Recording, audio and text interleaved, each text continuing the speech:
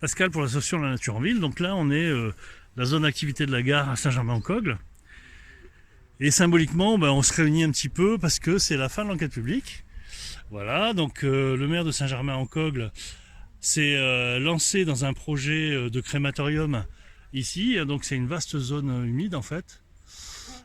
C'est ce qu'on appelle les drains du Coglais. Donc vous avez 13 drains dans les drains du Coglais qui fournissent 22% de l'eau du bassin rennais, c'est-à-dire, in fine, plus de la moitié de la population du département d'Ille-et-Vilaine.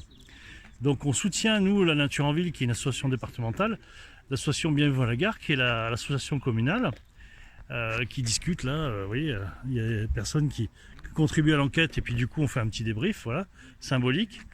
Et il y a aussi la Passiflore, donc qui est une association du pays de Fougères, association environnementale bien connue du secteur.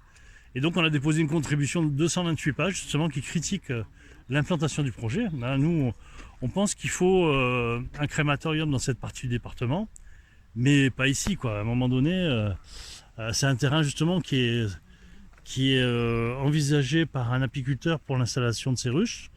Donc les terres à côté ne sont pas traitées puisqu'il est dans un périmètre de captage de la CEBR, donc ils ont des aides à terre de source et autres, hein, donc ça c'est assez intéressant.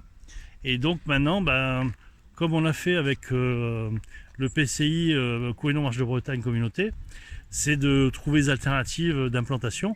Mais pour ça, il faut que le maire et le porteur de projet laissent tomber ce projet-là qui est ni queue ni tête, hein, parce qu'ils font perdre du temps à tout le monde. Il y a besoin de crématorium.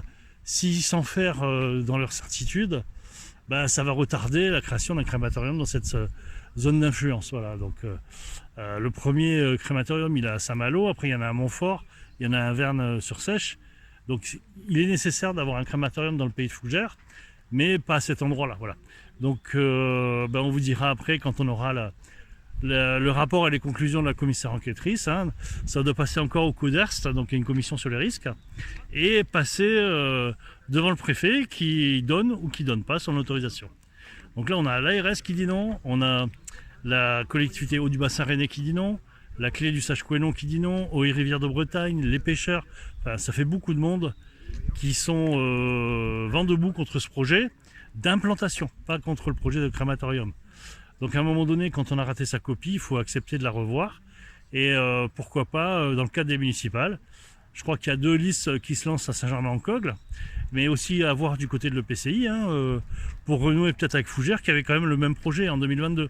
Donc ils l'ont arrêté parce que le maire de Saint-Germain-en-Cogle a claironné partout qu'il allait avoir un crématorium de sa commune. C'est mal parti. Bon, il ne se représente pas à une nouvelle équipe de prendre le flambeau et puis d'avoir une position un petit peu plus responsable. Voilà. Merci à vous, Pascal, pour l'association La Nature en Ville.